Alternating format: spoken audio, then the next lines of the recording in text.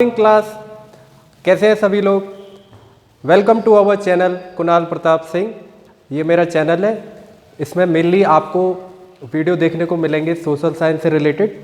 अभी हम यहाँ पर स्टार्ट करेंगे क्लास 10th का lecture nationalism in India.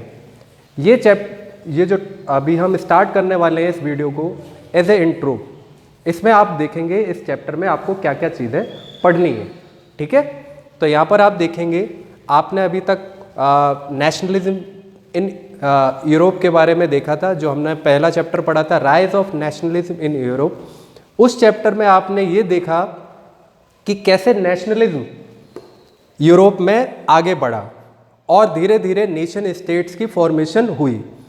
Nation states यानी कि कोई एक पर्टिकुलर रीजन हुआ करते थे, धीरे धीरे क्या हुआ, उनके अंदर नेशनलिज्म की भावना बढ़ी, फीलिंग बढ़ी और वो स्टेट्स क्या हुए, यूनिफाइड होते चले गए और एक नेशन बन गए, जिसके एग्जाम्पल आपके सामने है इटली, जर्मनी, फ्रांस।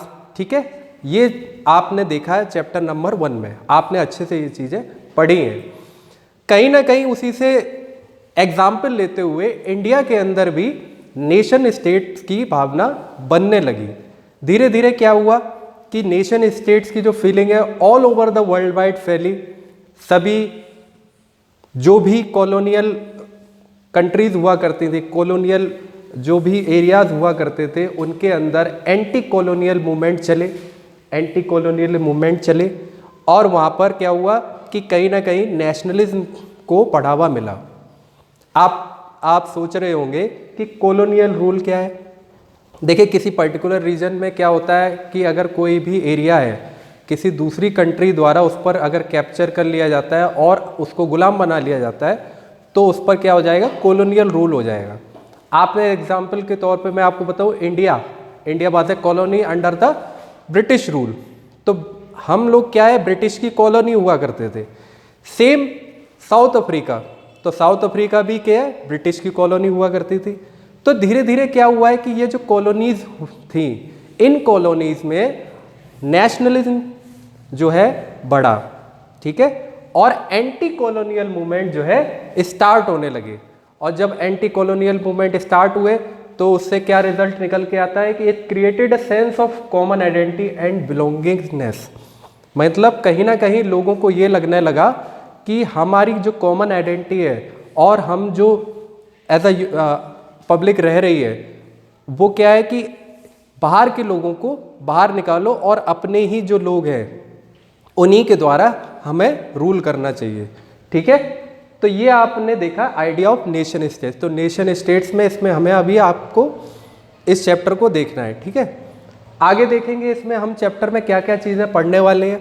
देखिए, मेनली क्या है कि इस चैप्टर में स्टार्ट किया है 1915 से।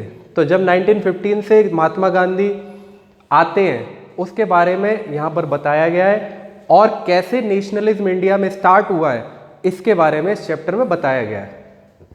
आपको पता है फर्स्ट वर्ल्ड वॉर 1914 से लेकर के 1918 तक था, उसका क्या इम्पैक्ट रहा है इंडिया के अंदर, और इंडिया में किस तरीके से जो भी सिस्टम चला है उस दौरान, और कैसे नेशनलिज्म उस टाइम बढ़ा है under the movement which was led by Mahatma Gandhi.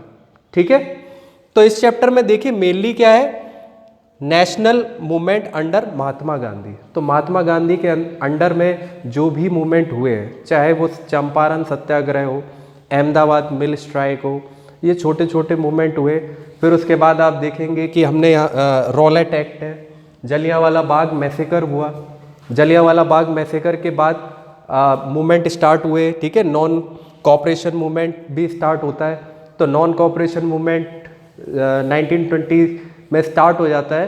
तो उसके दौरान क्या सिस्टम रहा कंट्री के अंदर में, कैसे लोगों ने उसका स्वागत किया या किस तरीके से लोगों ने उसको ट्रीट किया, और उसका अफेक्ट क्या हुआ, कैसे प्रभाव पड़ा ब्रिटिश रूल के अंदर, तो वो चीज़ हम इस चैप्टर में देखेंगे। उसके बाद देखिए क्या होता है, साइमन कमीशन है। ठीक है, डांडी मार्च हुई, डांडी मार्च दौरान के सिविल डिसोबीडियंस मूवमेंट स्टार्ट किया। तो सिविल डिसोबीडियंस मूवमेंट जब स्टार्ट किया तो उससे पहले गांधी जी ने दांडी मार्च करी थी और सॉल्ट जो लॉ है उसको तोड़ा था। ठीक है, तो ये सारी चीज़ें एक कहीं ना कहीं सेंस ऑफ कलेक्टिवनेस दिखाता है, मतलब कि सभी लोगों को एक साथ जोड़ने का काम किया गांधी जी ने, कि जो भी लोग अलग अलग स्कैटर्ड हुए थे उनको सबको एक साथ जोड़ने का काम इन नेशनल मूवमेंट के जरिए किया गया। ठीक है, आप देखेंगे क्विट इंडिया मूवमेंट जो कि बाद में 1942 में आया था। तो ऐसे बहुत से मूवमेंट है जिसके जरिए क्या है, नेशनलिज्म स्टार्ट होता है। अच्छा, अब मैं ये कहूँगा नेशनलिज्म, तो नेशनलिज्म जरूरी नहीं गांधी जी के आने पर ही मेनली स्टार्ट होता है, लेकिन उससे पहले भी हुआ था। 1857 में आपको पता होगा, 1857 में पहली क्रांति की लड़ाई, जो एक मेजर लड़ाई के बारे में कहा जाता है, एंटी कॉलोनियल मूवमेंट था, वो 1857 में स्टार्ट हुआ है। लेकिन धीरे धीरे क्या हुआ कि उस 90 साल के दौरान में 1857 से 1957 तक ये धीरे धीरे प्रोसेस बढ़ते चले गए, और अंडर महात्मा गांधी ये नेशनल मूवमेंट जो है बढ़ता चला गया। तो इस चैप्टर में हमें ये टॉपिक्स को कवर करना है, धीरे धीरे वीडियोस और लेके आएंगे और उसमें इन टॉपिक्स को हम क्लियर करते रहेंगे। तो इसके बाद जो अभी हम वीडियो लेकर के आएंगे वो हम लेके आएंगे वर्ल्ड वॉर से related and arrival of Mahatma Gandhi from south Africa, उसके बारे में हम यहाँ पर बताएंगे, फर्स्ट वर्ल्ड वॉर का जो भी टाइम पीरियड रहेगा। ठीक है, तो मिलते हैं नेक्स्ट वीडियो में, और आप कनेक्ट रहिए चैनल के साथ और आपको काफ़ी कुछ जानने को मिलेगा। Thanks for watching the video, thank you all.